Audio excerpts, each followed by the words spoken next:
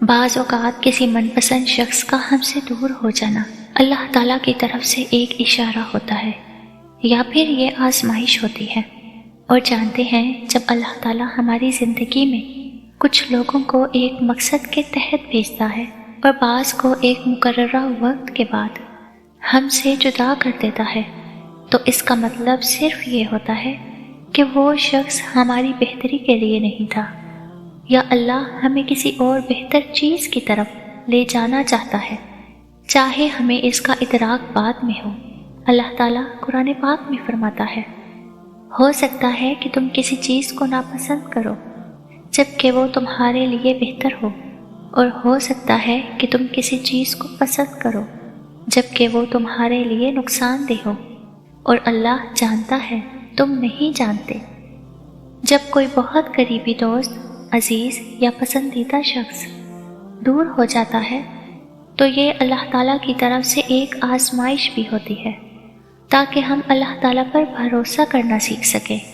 صبر کریں اور اپنے تعلق کو اللہ کے ساتھ مزید مضبوط کر لیں۔ شاید اللہ ہمیں کچھ سکھانا چاہتا ہے یا ہمیں کسی اور بہتر راستے پر ڈالنا چاہتا ہے، اور یہ تو آپ سب جانتے ہیں کہ اللہ تعالیٰ کے ہر کام میں کوئی نہ کوئی حکمت پوشیدہ ہوتی ہے۔ حدیث مبارکہ میں آتا ہے، جب اللہ کسی بندے سے محبت کرتا ہے تو اسے آزمائش میں ڈالتا ہے۔ اگر کوئی شخص کسی بھی وجہ سے ہمیں چھوڑ کر چلا گیا ہے تو ہمیں یہ سوچنا چاہیے کہ کیا ہم نے اپنی محبت اور توجہ اللہ سے زیادہ کسی انسان پر مرکوز تو نہیں کرتی، کیونکہ جب ہم کسی چیز یا شخص سے حد سے زیادہ محبت کرنے لگتے ہیں نا، تو اللہ تعالیٰ ہمیں یاد دلاتا ہے کہ اصل محبت اور توکل صرف اللہ پر ہونا چاہیے۔ امام ابن قیم رحم اللہ فرماتے ہیں، جب تم کسی چیز کے کھو جانے پر بہت زیادہ غمگین ہو رہے ہو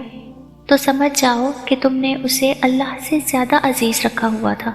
اور پھر بعض اوقات یہ ہمارے اپنے گناہوں کا نتیجہ بھی ہو سکتا ہے۔